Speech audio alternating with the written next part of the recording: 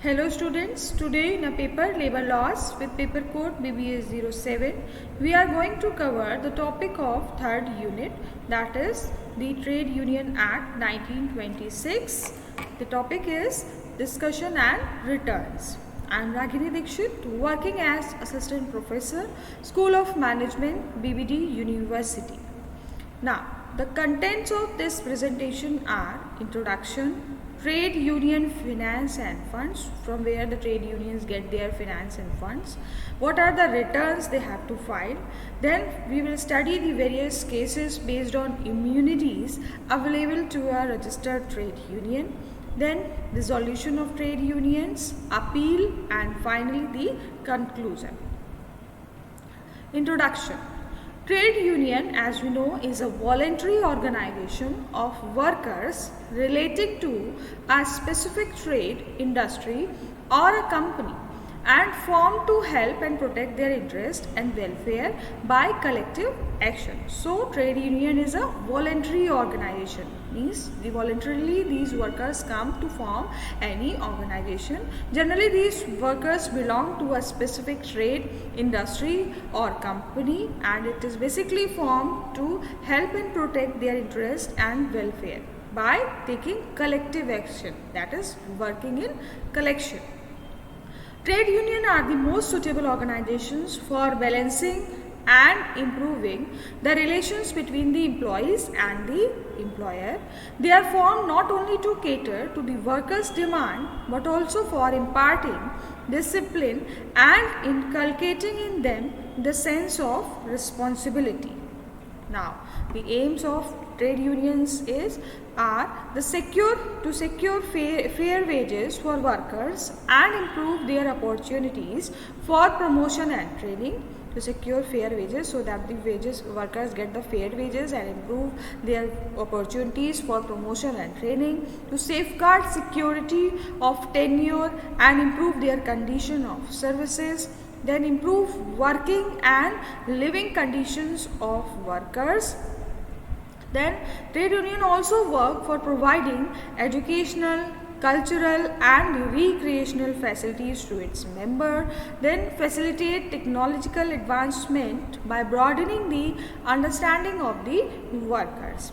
Trade unions also help workers in improving levels of production, in improving their productivity, discipline and high standard of living. These trade unions also promote individual and collective welfare and thus correlate the workers' interest with that of their industry. Now, they also help workers to take participation in management for decision making in connection to workers and to take disciplinary action against the worker who commits indisciplinary action. So, these trade unions provide educational, cultural and recreational facilities. They help in workers in advancing towards technology. They help in improving their level of production, productivity. They help in individual and collective welfare. They increase participation of workers in management, and together they also take disciplinary action against the worker who commits indisciplinary action. Now we see that some of the well-known central trade organizations which are working in India are All India Trade Union Congress, Bharatiya Mazdoor Sangh, Center of Indian Trade Unions, Hind Mazdoor Kisan Panchayat, Hind Mazdoor Sabha, Indian Federation of Free Trade Unions, then Indian National Trade Union Congress, National Front of Indian Trade Unions, the National Labour Organization, Trade Union Coordination Centers and National Mazdoor Union. These are some of the central trade unions which are working in India. Now, trade union finance and funds, from where the trade union gets its finance or funds. A rate of subscription of union members. Section 6EE of the Trade Union Act 1926 provides that the payment of minimum subscription by member shall not be less than 1 rupee per annum for rural workers, 3 rupees per annum for workers in other unrecognized sectors and 12 rupees per annum for workers in other cases. So the members of the workers have to pay this fees for getting subscription of trade unions. That is, rural workers have to pay 1 rupee, then workers working in unorganized sectors have to pay 3 rupees per annum per year, and 12 rupees per annum for workers in any other cases. So trade unions, so they generate their funds from these subscription charges. Then coming to the returns, that is annual statutory returns. The registered trade unions, that is of workers and employers, are required to submit annual statutory returns to the registrar regarding their membership. They have to submit returns regarding how many members are there, that is membership, their general funds, how much funds they have, then source of income, what is their source of income, their items of expenditure, their details of assets and liabilities, which in turn submits a consolidated return of their estate in the prescribed format to Labour Bureau, Ministry of Labour and Employment. So trade union will submit these returns of their membership, general fund, sources of income, items of expenditure and details of assets and liabilities to the registrar, and registrar will consolidate all these information about the trade unions and will submit it to the Labour Bureau, Ministry of Labour and Employment. Now, this Labour Bureau, on receiving the annual returns from different state union territories, consolidates the all India statistics and disseminates them through its publication entitled The Trade Unions in India and its other regular publications. Every trade union shall send annual return to the registrar in triplicate on or before the first day of June of the year succeeding the calendar year. Now, returns. These returns shall be sent annually to the registrar on or before such date as may be prescribed. A general statement audited in the prescribed manner of all receipt and expenditure, that is the general statement audited also, that is audited in the prescribed manner, and that general statement should contain the receipt and expenditure of every registered trade union during the year ending on the 31st day of December. The statement shall be prepared. This statement should be prepared in such form and shall comprise such particular as may be prescribed. So this statement, the trade unions have to submit this statement to the registrar and during the year ending on the 31st day of December, and this should contain the all receipts and expenditure and should be audited in the prescribed manner. It should also contain such form and shall comprise such particular as may be prescribed by the registrar office.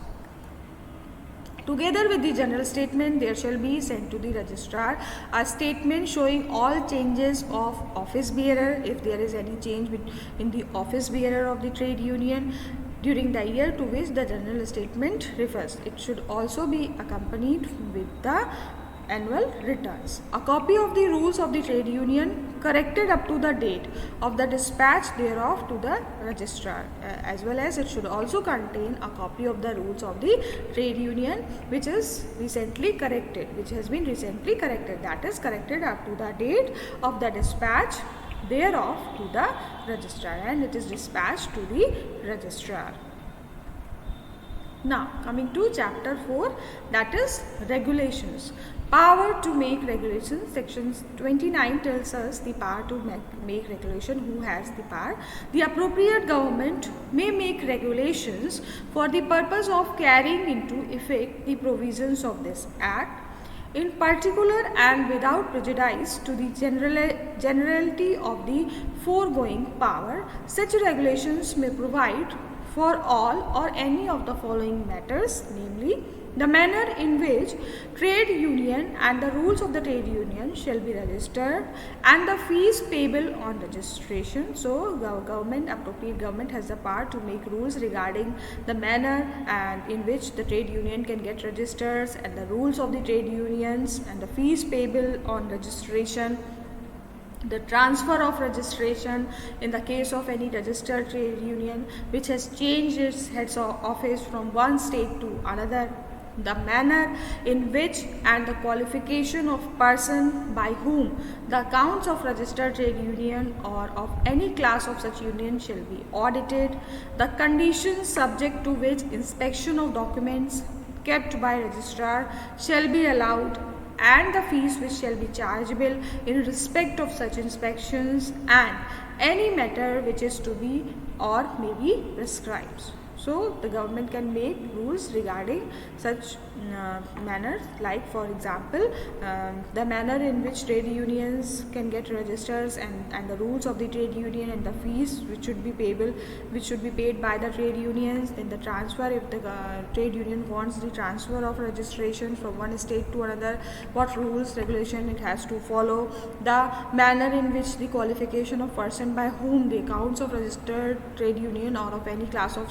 such union shall be audited, how this accounts of trade union will get audited, then the conditions subject to which inspection of documents kept by registrar shall be allowed, and the fees which shall be chargeable in respect of such inspection, and any matter which is to be or may be prescribed. The government has the power, the appropriate government has the power to make rules and regulations under these circumstances. Now, publication of regulations. Section 30 tells us about the publication of regulations. The power to make regulations conferred by Section 29 is subject to the condition of the regulations being made after previous publication.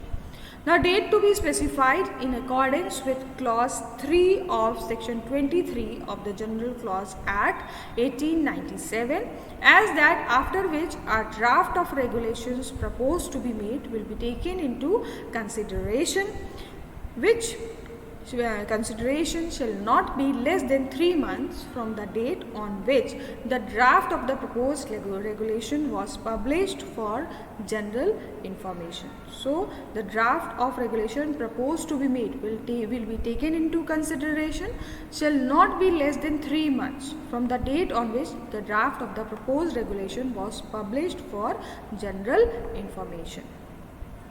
Now, regulations so made shall be published in the official gazette, and on such publication shall have effect as if enacted in this act.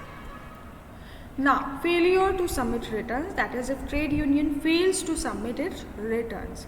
If default is made on the part of any registered trade union in giving any notice or sending any statement or other document as required by or under any provision of this act, every office bearer or other person bound by the rules of the trade union to give or send the same, or if there is no such office bearer or person, every member of the executive of the trade union shall be punishable with a fine which may extend to 5 rupees, and in the case of continuing default with an additional fine which may extend to 5 rupees for each week after the first during which the default continues, provided that the aggregate fine shall not exceed 50 rupees. So, if the trade union fails to submit return, it will bear a fine which shall be punishable with fine which may extend to 5 rupees, and if it continues its default, the additional fine which may extend to 5 rupees for each continuing week. However, the aggregate fine shall not exceed 50 rupees. Now, coming to chapter 5, that is penalties and procedure. Section 32 tells us the penalty which will be paid for supplying false information regarding trade unions. Any person who, with intent to deceive or fraud, gives to any member of a registered trade union or to any person intending or applying to become a member of such trade union any document purporting to be a copy of the rules of the trade union or of any alteration to the same which he knows or has reason to believe is not a correct copy of such rules or alteration as are for the time being in force, or any person who with the like intent gives a copy of any rules of an unregistered trade union to any person on the pretense that such rules are the rules of a registered trade union shall be punishable with a fine which may extend to 200 rupees.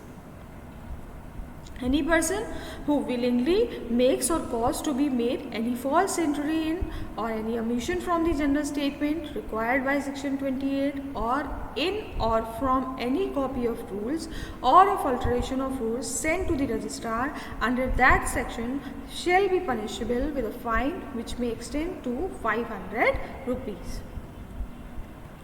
Now, section 32 tells us about the cognizance of offences, that is acknowledgement of offences. No court inferior to that of a presidency magistrate or a magistrate of the first class, that is first class magistrate court, shall try any offence under this act.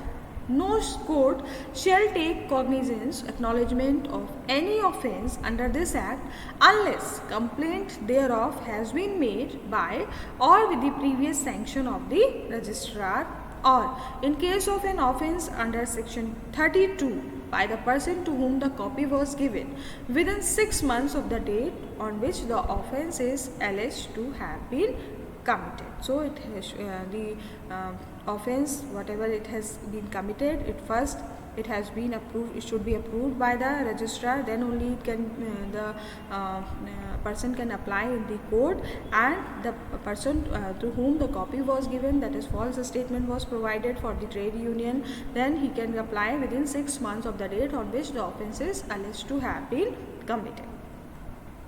Now, there are several cases which are based on immunities available to a registered trade unions.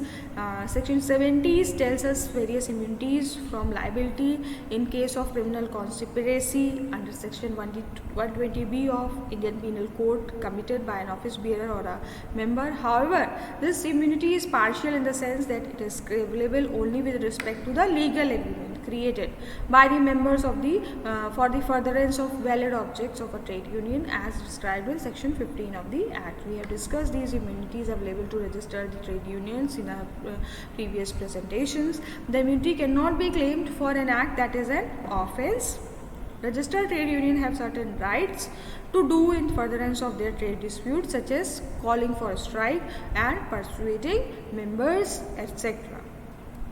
Immunity from civil suit in certain cases. Section 18 confers immunity from civil proceedings in certain cases to a trade union or its office bearers or members. In general, a person is liable in torts for inducing another person to breach his contract of employment or for interfering with the trade or business of another.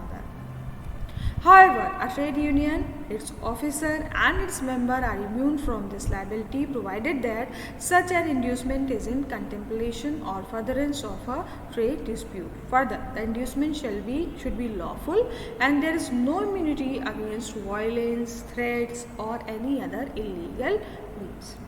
Now coming to case 1. Case 1 is of West India Steel Company Limited versus Aziz 1990. It was filed in 1990 and it belonged to Kerala. Here in this case, a trade union leader obstructed work inside the factory for 5 hours, and while protesting against the deputation of a workman to work in another section, he wanted that workman to work in another section. It was held that while in a factory, the worker must submit to the instruction given by his superior. The worker has to work in that section only as the instruction are given by his superior. A trade union leader has no immunity against disobeying the trade orders of superiors. A trade union leader or any worker does not have any right by law to share managerial responsibilities. A trade union can espouse the cause of workers through legal ways, but officials of a trade union cannot direct other workers individually or in general about how to do their work. This responsibility goes to the superiors working in the organization. Trade union leader cannot work as a superior. They do not have the right to ask a worker to stop his work or otherwise obstruct the work of the establishment. And in this case, an employer may deal with the person causing obstruction in work effectively. The employer has to deal with the person causing obstruction in work effectively. There is no such immunity provided to these type of trade union leader or these type of workers.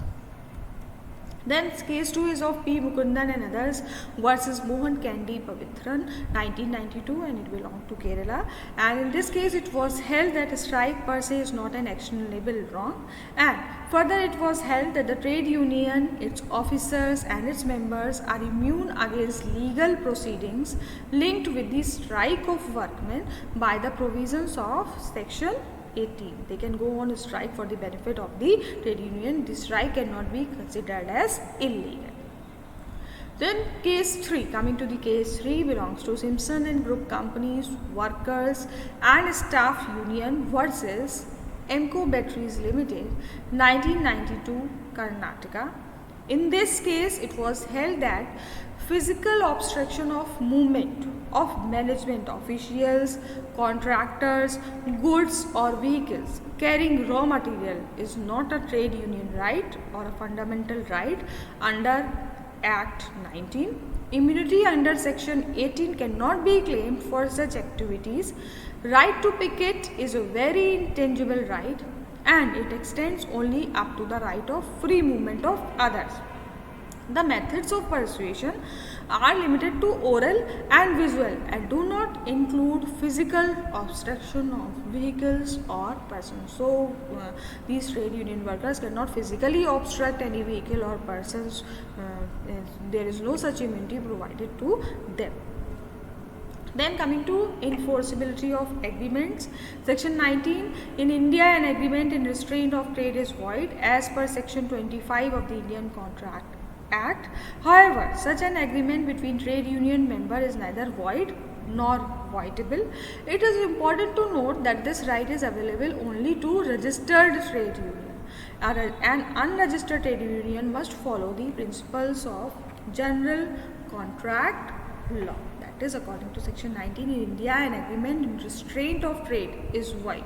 That is as per section 25 of Indian Contract Act. However, such an agreement between trade union member is neither void nor voidable. So it contradicts the section 25 of Indian Contract Act.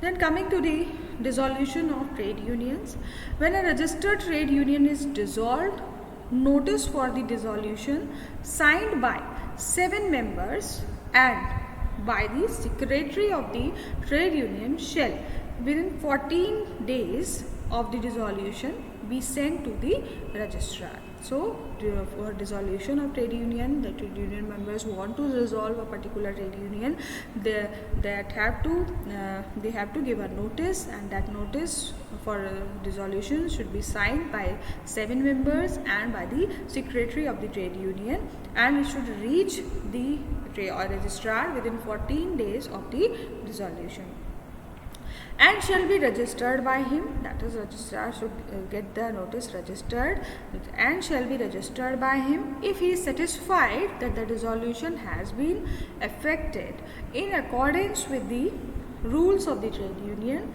and the dissolution shall have effect from the date of such registration. If the registrar is satisfied and he admits that the dissolution has been effected in accordance with the rules of trade union, he can, and the dissolutions will come into effect from the date of such registration. As soon as he registers, the dissolution will come in effect. Now coming to appeal, a person aggrieved by any order of the registrar, that is, if he is not satisfied by the order of the registrar, he can appeal to civil court, not inferior to the court of an additional or you can say assistant principal civil court. He can appeal to such court, but within the 2 months of the decision of the registrar. So any person who is aggrieved by an order of the registrar may appeal within 2 months to the civil court not inferior to the court of an additional or assistant principal civil court. Now, coming to the conclusion, the emergence of trade union is a boon for laborers who are unable to represent individually. So, being a part of the trade union, they can represent themselves collectively. This trade union formed with the object of taking collective action for their benefits and to obtain their right. This trade union is usually formed with the object of taking collective action for their benefits and to obtain their rights. For ensuring the smooth functioning of union, Trade Union Act as was enacted, where certain rights and liabilities protect their interests and possibilities of exploitation, as well as the Trade Union Act 1926 provides for registration of trade union with a view to form lawful organization of labor to enable collective bargaining. So this was the conclusion, that is, the trade union is formed in keeping in mind the benefit of the various trade union members. So let us revise how this dissolution of trade union is done. Dissolution, for getting a trade union dissolved, the notice of dissolution should be signed by 7 members and by the secretary of the trade union, and it should reach the office of the registrar within 14 days of the dissolution. And if the registrar is satisfied, he can register the dissolution of the trade union, and it will come into effect as soon as the registrar registers this dissolution. Then we have discussed these cases. Then there are certain cases in which if there is immunity for trade union, immunity from certain civil suits are provided to the registered trade unions. And coming to the cognizance of offences, or you can say acknowledgement of offences, that is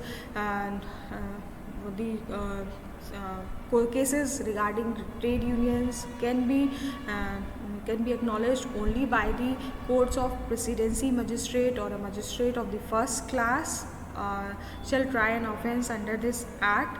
Then the penalties and procedures, anybody who is trying to provide false information, he can be charged with a fine which may extend to 200 rupees, and a person who is willfully make or causes to make or false entry in any omission from the general statement required by section 28, or in or form or any copy of rules or of alteration of rules sent to the registrar under that section shall be punishable with a fine which may extend to 500 rupees. And returns, every registrar, what about we have studied that returns, these returns shall be sent annually to the registrar on or before such date as may be prescribed. A general statement, it should be audited in the prescribed manner of all the receipts and expenditure of every registered trade union during the year ending on the 31st day of December. Such returns should be sent to the registrar. Generally, these returns, these registered trade unions are required to submit annually statutory returns to the registrar, and these returns are regarding their membership, their general funds, their source of income and items of expenditure, and their details of their assets and liabilities, which in turn submits these registrar. They collect these returns from various trade unions. They then submits a consolidated return of the states, all the trade unions which are in their state. Their consolidated report is prepared and it is submitted by the registrar to Labour Bureau, Ministry of Labour and Employment. Then generally this trade union finance and funds, how it is generated. Trade union finance is generally generated by the subscription fees, and the subscription fees is 1 rupee per annum for rural workers, 3 rupees per annum for workers in unorganized sectors, and 12 rupees per annum for workers in other cases. Then we have discussed various trade unions which are working in India. These are central trade union organizations, and Some of them are AITUC, that is All India Trade Union Congress, Party Mazdoor Sangh, then National Labour Organization, Indian National Trade Union Congress. These are the some organizations, these are the some central trade union organizations which are working in India for the benefit of the laborers or workers working in different sectors. So this was all about your Trade Union Act discussions and returns. Thank you, class. I hope this is clear to all of you. And trade union, as we have done this introduction, that is trade union is a voluntary organization of workers relating to a specific trade industry or a company and formed to help and protect their interest and welfare by collective actions. That is, the trade unions mainly work for the interest and welfare of workers who are working in different organizations, and generally they believe in taking collective actions. So this was all about trade union discussions and returns. Thank you, class.